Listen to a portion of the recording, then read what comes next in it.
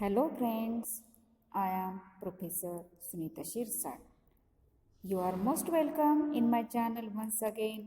If you like my video, please share it with your friends, give it likes.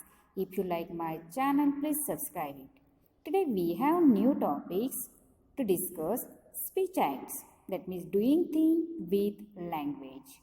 John Austin, in his book How to Do Things with Words, is the first to introduce the idea of speech acts, analyzing the relationship between utterances and performances.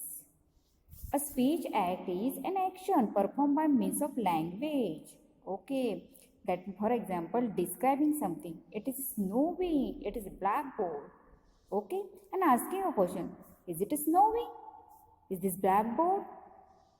Is he Ram? Making request or order. Could you pass the salt?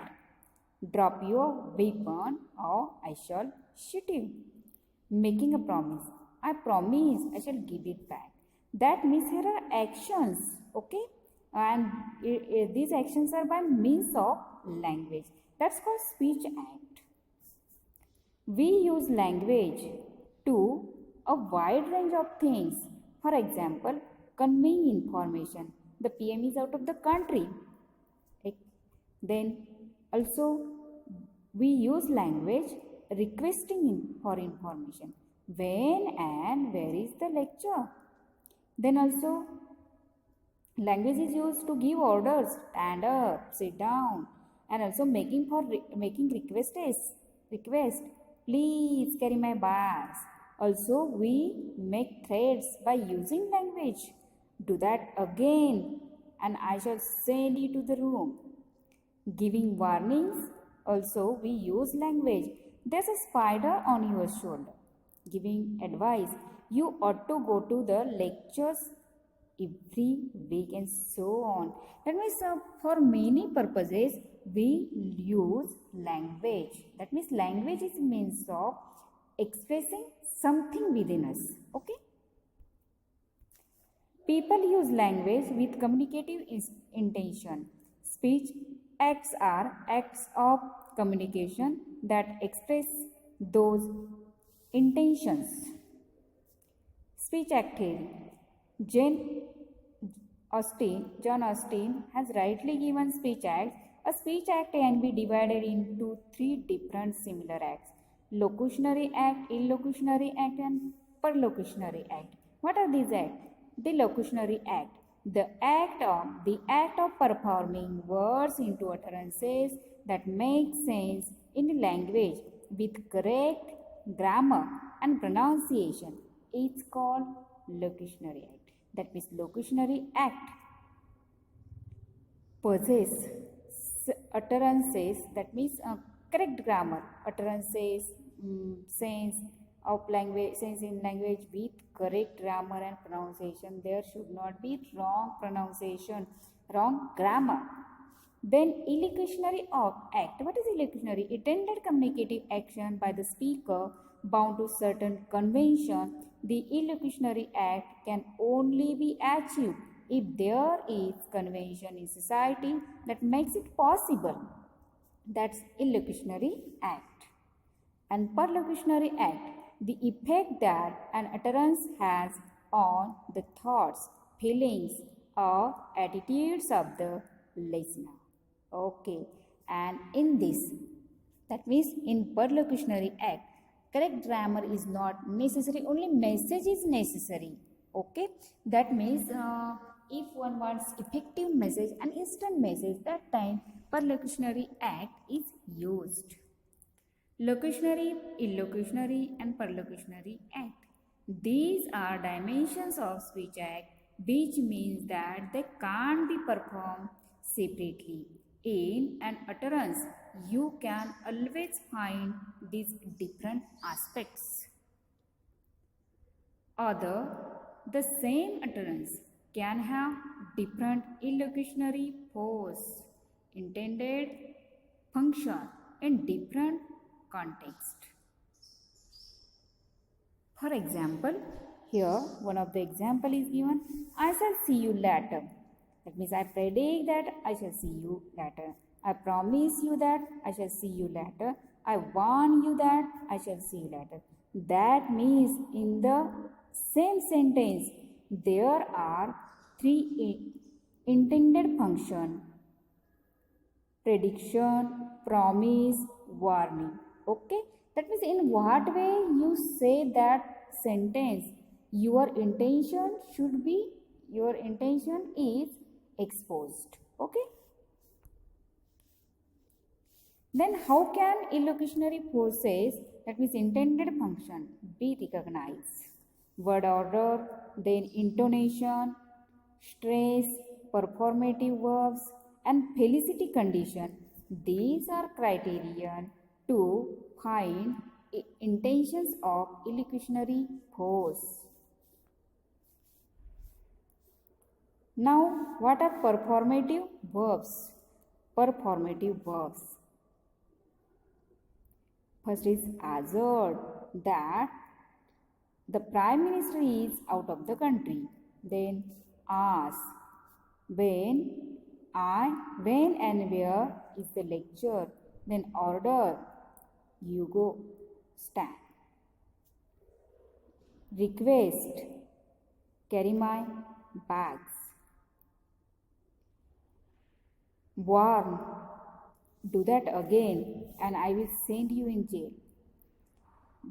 Once again, bet $50 that New Zealand will beat the Australia in rugby.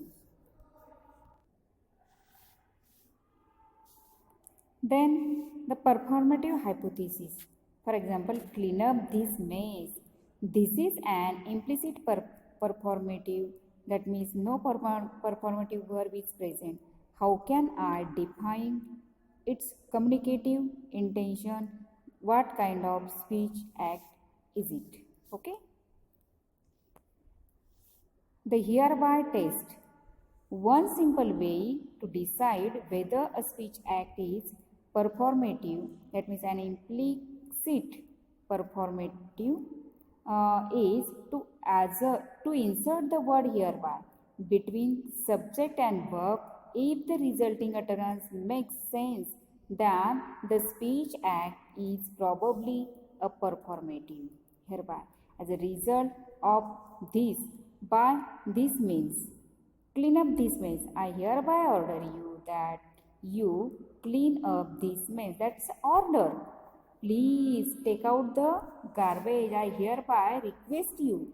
That means the word order and request given here performance. Then felicity condition. What is the felicity condition? The context and situation that allow us to recognize a speech act as intended by the speaker. The conditions that must be fulfilled for a speech act to be satisfactorily performed or realized.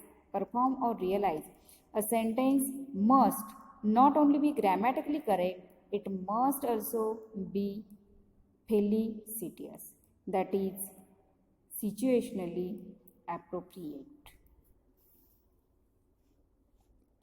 Then there are 5 types of felicity condition. What are these types?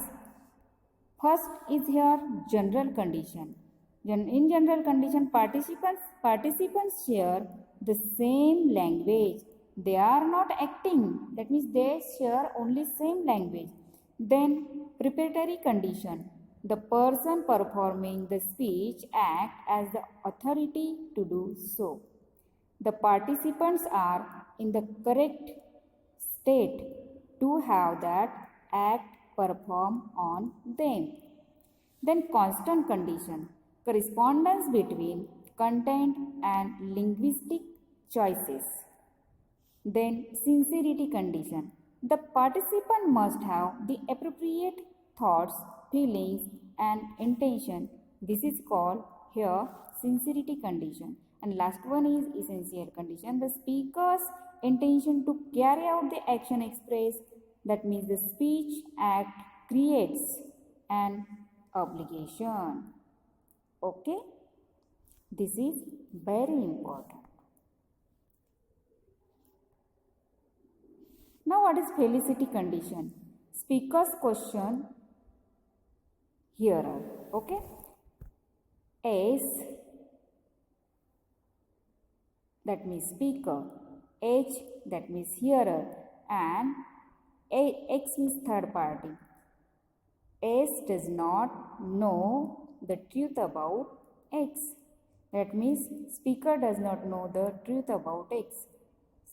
Speaker wants to know the truth about third party. Speaker believes that hearer may be able to supply the information what he wants. That means in classroom, for example, one reason that children may resent teachers' question is that they know that there is violation of, for example, sentence is given A1, the teacher already knows the answer. Then what happens in felicity condition or request? Speaker request hearer or third party. In this, speaker believes third party has not yet been done. Speaker believes that hearer is able to do third thing. Speaker believes that hearer is willing to do X type things for speaker. Speaker wants third party to be done. Then what is felicity condition? Felicity condition in which speaker promises hearer to do something.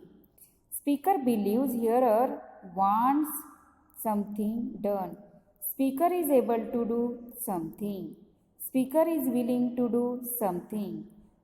Something has not ready, that means third party has not already been done, or something has not already been done. Hearer will benefit from that thing.